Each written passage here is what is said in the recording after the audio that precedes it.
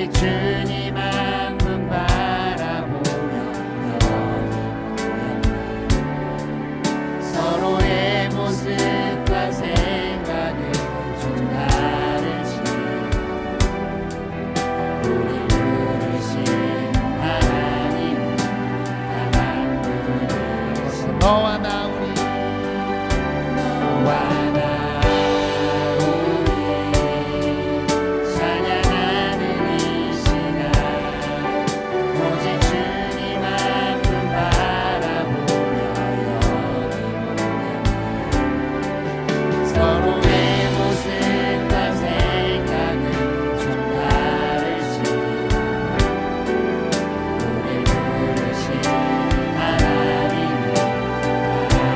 우리를 부르신 하나님은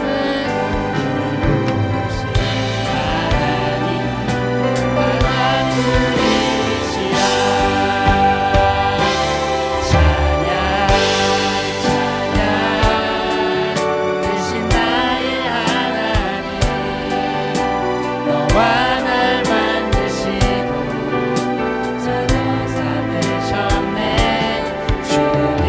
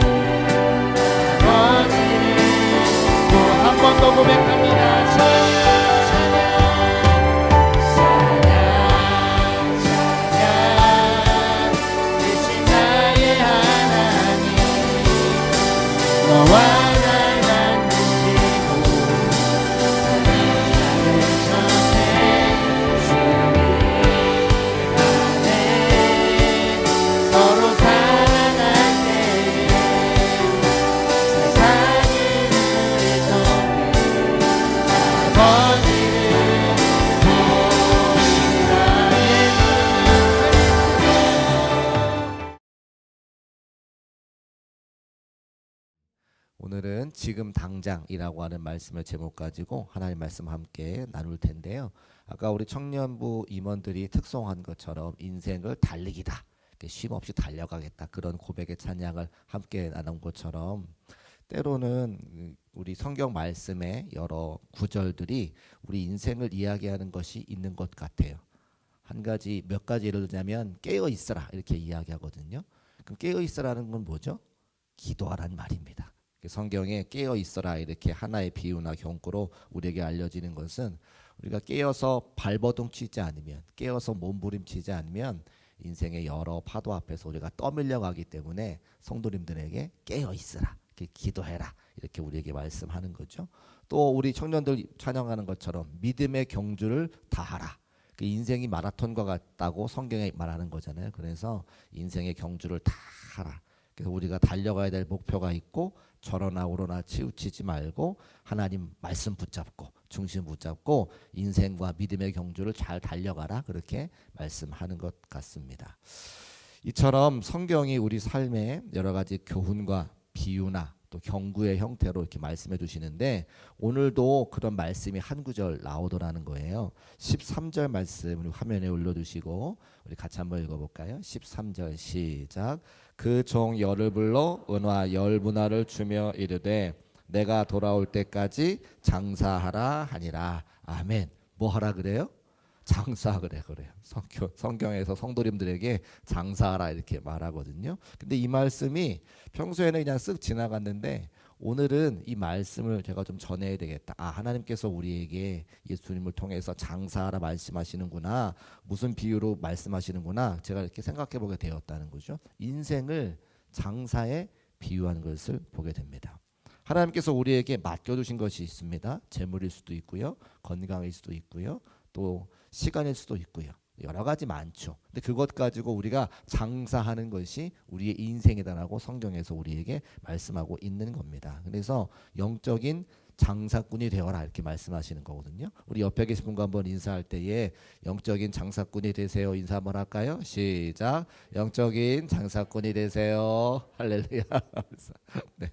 오늘 설교를 다 잊어버리셔도 영적인 장사꾼이 되라 성경에서 말하는구나 이렇게 기억하시면 제 설교는 100점입니다. 뭐가 되라고요? 영적인 장사꾼. 어떤 분은 물질이 많을 수 있고요. 어떤 분은 건강이 많을 수 있고 어떤 분은 시간이 많을 수 있잖아요. 우리에게 주신 것들은 다 다른데 그것 가지고 장사를 해라 오늘 우리에게 말씀하고 있는 거죠. 오늘 말씀의 배경이 예수님께서 이제 예루살렘에 이제 가까이 오셨습니다. 제자들이 예수님께서 이미 말씀하셨기 때문에 예수님께서 예루살렘에 오시면 예수님 말씀하신 마지막 때가 다 됐다고 하는 사실을 그들이 기억하고 있었습니다. 예수님께서 예루살렘에 입성하시면 이제 왕으로 등극하게 되고 왕이 되시니까 주변에 있는 여러 일들을 감당하기 위해서 우리식으로 말하면 영의정, 좌의정 뽑아야 되니까 제자들이 나는 어디 위치에 가서 어떤 일들을 감당할까 그런 마음을 속으로 품고 있었다는 거예요. 근데 잘 아시는 것처럼 예수님께서는 그런 종류의 왕이 되려고 계획하지 않으셨습니다. 로마의 압제를 당하던 시절이니까 로마의 압제를 벗어나서 새로운 이스라엘을 만드실 거라고 제자들은 예상했지만 예수님은 그런 방식의 새 나라를 만들려고 하지 않으셨죠.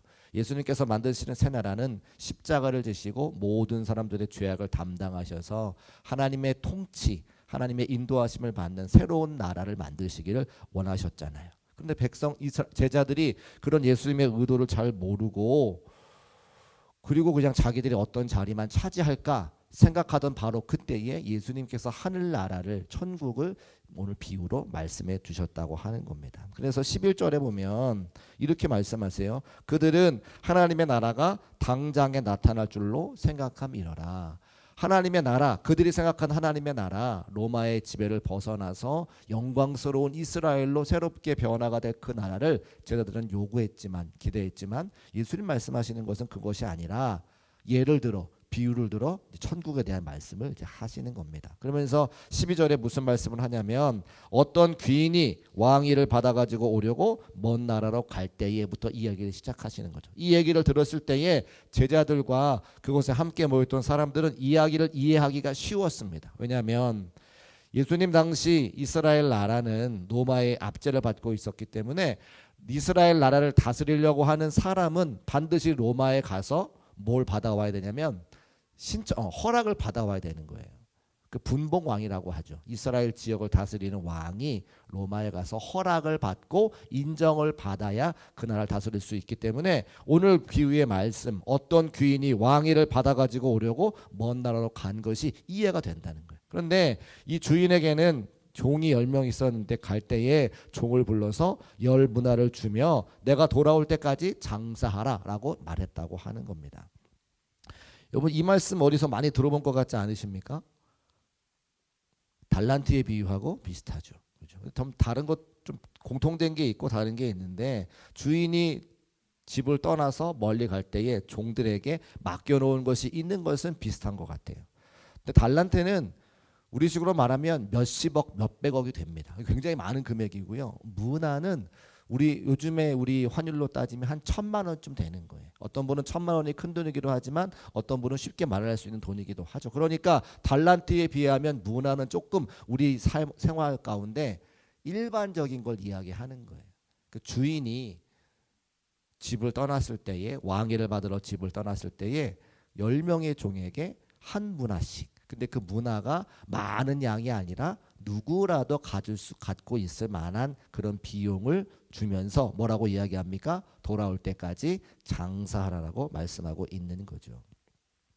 여러분 그래서 장사하며 인생을 살아야 되는데 먼저 한 가지 중요한 것은 무엇이냐면 그 한 문화를 주시는 예수님 그 주인을 바라봐야 된다는 거죠.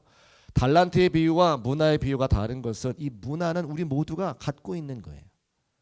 우린 달란트는 사실 없습니다. 우리 중국교회에 100억 갖고 계신 분들은 혹시 계실까요?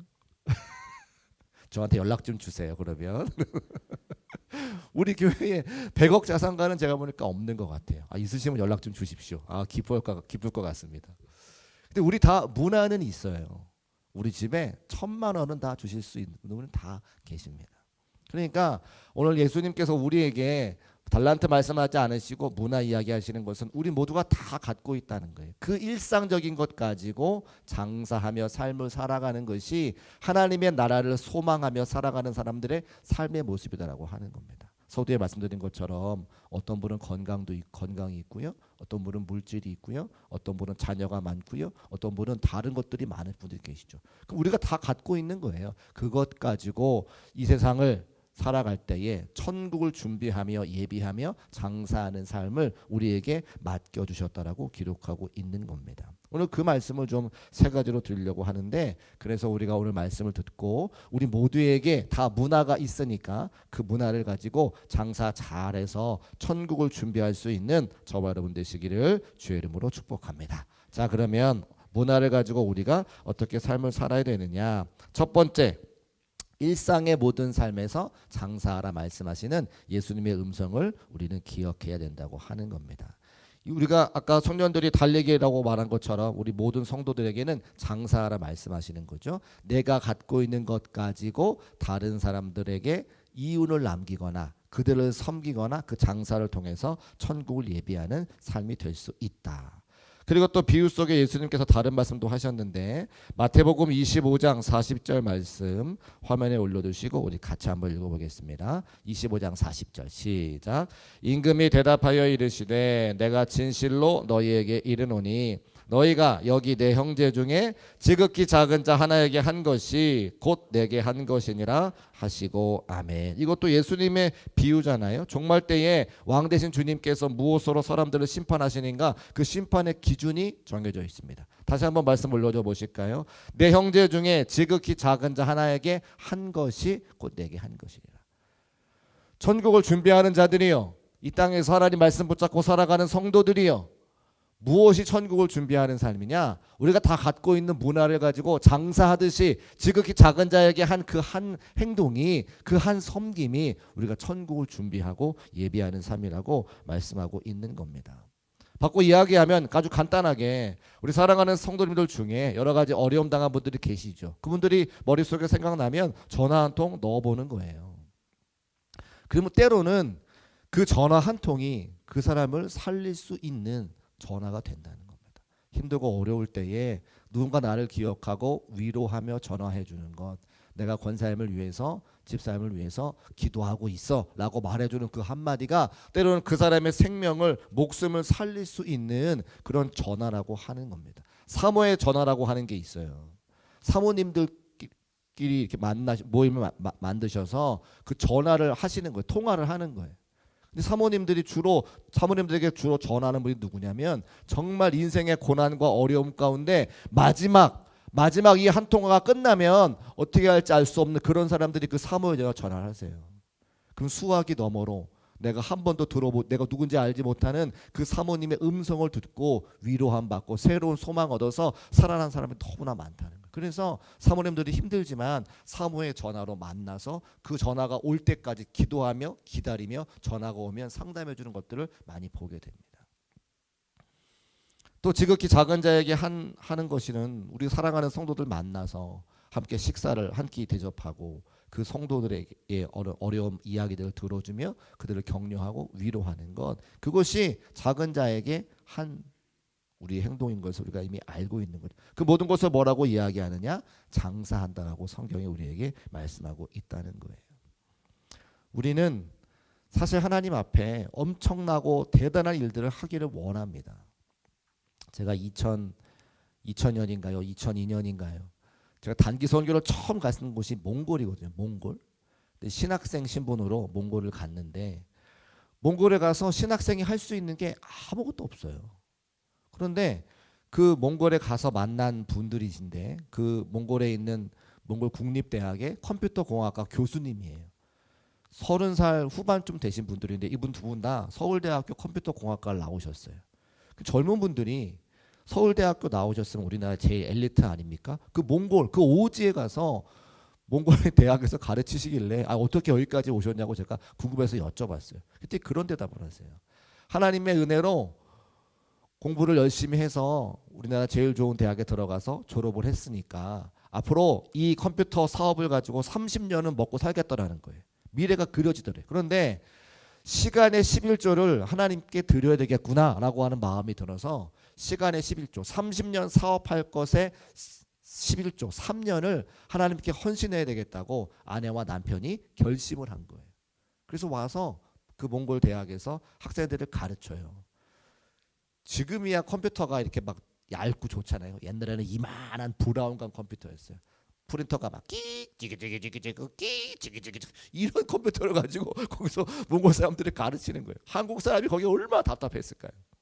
그런데도 그게 사명이라 그 두 분께서 열심히 가르치고 컴퓨터만 가르치는 게 아니라 또 뭘 가르쳐요? 복음을 전하는 거죠. 자, 그걸 보면서 저는 그때까지 하나님의 일을 하는 거는 목사님이 되거나 선교사님이 되거나 이렇게 하는 건 줄 알았는데 제가 선교 현장에 가보니까 웬걸요? 신학교 다니는 저는 할 수 있는 게 아무것도 없는데 컴퓨터 전공하신 분들, 오히려 농사 지으시는 분들, 또 가전제품 수리할 수 있는 분 등등등 자기의 생업 가지고 하나님의 일들을 감당하는 것을 보면서 생각이 확 바뀌었어요. 아, 그렇구나. 그래서 우리는 늘 하나님의 일을 하려면 대단한 것만, 큰 것만 생각하는데 오늘 우리에게 정확하고 분명하게 말씀하십니다. 장사하듯 하라. 내가 갖고 있는 것 가지고 1,000만 원밖에 되지 않은 한 문화 가지고 내가 할 수 있는 그것을 찾아서 하나님의 사명을 감당하기를 예수님께서 원하시는 거예요. 그러면 여기 앉아 계신 그 누구도 하나님의 거룩한 사명을 감당하지 못할 분이 한 분도 안 계시는 거죠. 오늘 원래 제가 찬양 인도를 좀 하려고 했는데 여러 가지 이유로 하지 못했는데 백이나 목사님이 갑자기 맡은 거예요. 오늘 아침에. 선곡도 제가 한 거거든요. 백이나 목사 얼마나 당황했을지 몰라요. 근데 마치 자기가 선곡한 건 양 나와서 막 하시는데 저보다 훨씬 잘해서 감사하다 그런 마음 들었어요. 우리 백 목사님은 음악을 또 공부했으니까 저보다 더 나은 음악적인 기술을 가지고 또 함께 찬양하잖아요. 아까 우리 건지현 목사님도 나오셔서 함께 청년인 듯 아닌 듯 찬송하셨잖아요. 건지현 목사님의 손길이 안 닿는 곳이 없습니다. 우리 영상 요즘에 같이 나누고 있는데 다 권 목사님 만드시는 거예요. 또 우리 아이야 기도회 때 아이야 노래 불렀잖아요. 그 AI로 우리 권 목사님 만드신 거거든요. 제가 나중에 막 자랑할 거예요. 그러니까 우리가 갖고 있는 달란트를 가지고 얼마든지 하나님의 교회를 섬길 수 있다는 겁니다. 사랑하는 여러분, 여러분도 갖고 계신 것이 많습니다. 달란트는 혹시 없을지 모르겠지만 문화는 다 갖고 있어요. 그것 가지고 하나님의 사명 잘 감당하여서 장사하듯 주님께 큰 영광 올려드릴 수 있는 저와 여러분 되시기를 주님의 이름으로 축복합니다. 두 번째, 장사하는 인생 살기 위해서는 충성된 마음을 잃어버리면 안 됩니다. 충성된 마음. 우리 16절과 17절 말씀 화면에 올려주시고 같이 한번 읽어보겠습니다. 시작. 그 첫째가 나와 이르되 주인이여 당신의 한 문화로 10문화를 남겼나이다. 주인이 이르되 잘하였다 착한 종이여 내가 지극히 작은 것에 충성하였으니 10거울의 권세를 차지하라 하고. 아멘. 주인이 돌아와서 종들을 다 불러 모았습니다. 종들이 주인 앞에 나와 결산하는데요. 첫 번째 사람 나와서 주인 앞에 이야기합니다. 주인이여 당신께서 내게 한 문화 주셨는데 열심히 장사해가지고 10문화 남겼습니다. 옆에 있던 다른 종이 어땠을까요? 나는 5문화밖에 못 남겼는데 그 옆에 있는 나는 3문화밖에 못 남겼는데 나는 1문화밖에 못 남겼는데 사람은요 뭘 봐요? 숫자를 봐요. 10문화 남겼다. 우리도 마음속에 야, 첫 번째 종 대단하네, 잘했네, 우리 다 그런 마음 있잖아요. 근데 예수님께서 칭찬하시는 건 10문화를 남기게 칭찬하신 게 아니에요. 뭘 칭찬하셨어요? 착하고 충성된 종아 너가 작은 일에 충성하였구나. 예수님의 칭찬은 많이 남기는 거에 있지 않고 충성했느냐 충성하지 않았느냐 거기 칭찬하시는 거예요. 제가 신학교에 갔는데 목사님의 자녀분들이 많이 오셨어요. 신학교에. 또 장로님들의 자녀분들이 많이 오셨어요. 나는 아버지가 그때 권사님이었고 우리 어머니가 집사님이었고 아버지 권사님은 약조도 좀 하시고 집에서 좀 큰 소리도 좀 치시고 그때 그랬거든요. 너무 목사님들의 아들들이 부러운 거예요. 그 친구들은 노트북도 다 하나씩 갖고 있어. 나는 막 손으로 막 쓰고 있는데 거기 막 타이핑을 막 다 치고 있어. 그리고 또 제일 부러웠던 거는 목사님들의 자녀분들이니까 목사님이 얼마나 그 자녀를 위해서 기도했을까요? 우리 집에 가면 권사님 아빠가 날 위해서 기도하는가, 어머니가 날 위해서 기도하는가. 그래서 그렇게 목사님들 아들 딸들이 부럽고 장로님 아들 딸이 부럽더라고요. 하나님께 제가 원망하며, 하나님 왜 우리 아버지는 목사님이 아니에요? 우리 친구들은 다 노트북 갖고 있는데, 어떤 친구는 막 차도 끌고 오는데, 어떤 친구는 양복도 있어가지고, 양복도 그 당시에 저는 이제 검은색, 그다음에 회색, 그다음에 남색 이런 것만 알았거든요. 어떤 제 친구가 양복을 입고 왔는데 이런 색깔 갈색 양복을 입고 왔어요. 1학년이. 야, 문화 충격이었어요. 제가 시골 살다가. 아무튼 제 친구 목사님 지금 감신대 교수가 됐어요. 아무튼 그래서 그렇게 부러웠을 때가 있습니다. 그래서 하나님께 막 기도하는 거, 하나님 나는 왜 우리 아버지가 목사님 아니어서 이렇게 마음 아프고 또 열등감을 느끼면서 학교를 다녀야 됩니까? 근데 제가 기도했을 때 하나님께서 말씀해 주셨는데, 그것을 보고 실망하지 말고 열등감을 느끼지 말고 너가 열심히 기도하면 너의 자녀들은 지금 부러워하는 그들처럼 만들어 주시겠다고 저한테 말씀해 주셨어요. 그래서 그때부터 열심히 제가 신앙생활 하면서 그들을 부러워하지 않고 그들과 제가 비교하지 않고 제 나름대로 일들을 감당하게 되죠. 그래서 큰 교회들은 아니지만 작은 교회들을 섬겼지만 그때마다 제가 한 가지 한 것은 뭐냐면, 잘하지는 못했지만 열심히 충성은 했어요. 네. 잘하지는 못했어요. 왜냐하면 아버지가 목사님이면 그걸 다 보고 자라기 때문에 중간 이상 다 하거든요. 근데 저는 전혀 잘 모르니까, 목회가 뭔지 잘 모르니까 맨날 실패하고 실수하고. 그러나 제가 할 수 있는 건 최선 다하는 거, 충성하는 거. 그래서 제가 일산에 있는 교회 갔을 때에 이제 목사님이 이제 이렇게 사역을 하라고 이렇게 말씀해 주셨는데 제가 다 적었어요. 아침에 일어나서부터 퇴근할 때까지 뭘 하는지 다 적었어요. 그리고 그 다음 주에 적은 대로 하는 거예요. 하나씩 지워가면서, 놓칠까봐, 잊어버릴까봐. 그 중에 한 가지가 또 담임 목사님 구두도 닦아드리는 거예요. 제가 구두 닦는다는 이야기했더니 사람이 되게 놀래요. 저는 근데 존경심을 가지고 그 목사님 구두 제가 닦아드렸거든요. 제가 담임 목사님을 존경하지 않으면 성도님들이 존경하지 않으시잖아요. 제가 앞장서서 존경하는 거예요. 존경의 표현으로. 오해하지 마세요. 구두 닦으라고. 오해하지 마세요. 말을 조심해야 돼요. 그래서 제 구두는 제가 닦습니다. 오해하지 마세요. 그렇게 잘하지는 못했지만 충성하고 최선 다했을 때에 오늘 여기까지 올 수 있도록 하나님께서 인도해 주셨다는 걸 저는 고백할 수 있어요. 여러분, 우리가 잘할 수 없습니다. 왜요? 처음 하는 거 잘하는 사람 그렇게 없어요. 그러나 우리가 하나님께서 한 문화 주셨으면 한 문화를 가지고 충성할 때 하나님께서는 그 충성한 것을 바라보며 잘했다고 칭찬해 주는 분이 우리 하나님인 것을 꼭 믿으시기를 주의 이름으로 축복합니다. 하다 보면요 마이너스도 나요. 한 문화 잃어버리고 반 문화만 가지고 오는 그 하인도 있을 거예요. 근데 예수님께서 그 숫자를 보지 않으시고 반 문화 손해봤지만 충성했느냐 충성하지 않았느냐. 제가 극동방송 방송할 때도 그랬어요. 제가 실패와 실수를 많이 했더니 하나님께서 여기까지 인도해 주셨다. 실패를 통해 배우는 게 훨씬 많았다. 우리 청년 중에 피아노 치는 청년이 있습니다. 평일에도 와서 피아노 쳐요. 제가 알아요. 열심히 노력해요. 근데 아직 좋은 결과는 못 얻었어요. 그런데 하나님은 그걸 보고 계세요. 사람인 저도 보고 있는데 하나님이 그걸 보지 않으실까요?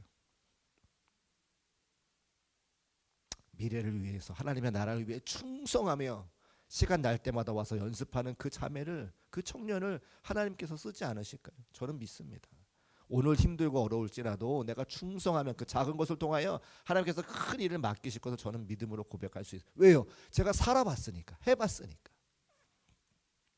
낙심하지 말고 한 문화 주신 것 감사하면서 최선 다하고 충성할 수 있는 저와 여러분 되시기를 주님의 이름으로 축복합니다.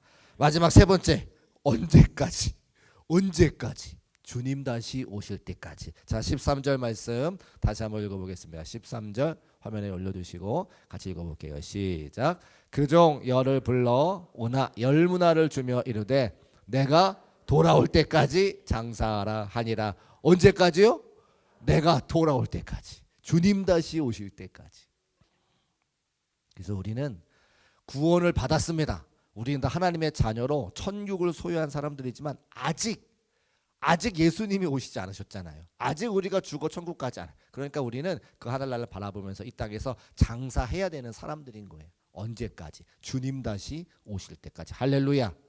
그러면 주님 다시 오실 때까지 낙심하지 말고 절망하지 말고 왜 한 문화만 줬느냐고 한란다트 받은 사람이랑 비교하지 말고 내 자리에서 내 가진 작은 것 가지고 하나님의 사명 감당하다 보면 작은 것을 맡기신 하나님께서 큰 것도 맡겨주시고 우리의 지경을 넓혀주셔서 더 많은 사람들을 살리고 섬기며 하나님의 나라가 이루어졌을 때에 우리한테 뭐 해다 왔니? 물어보시면 나 이거 하고 왔습니다. 이렇게 하고 왔습니다라고 말하면서 하나님께 감사와 찬송과 영광을 올려드릴 수 있잖아요.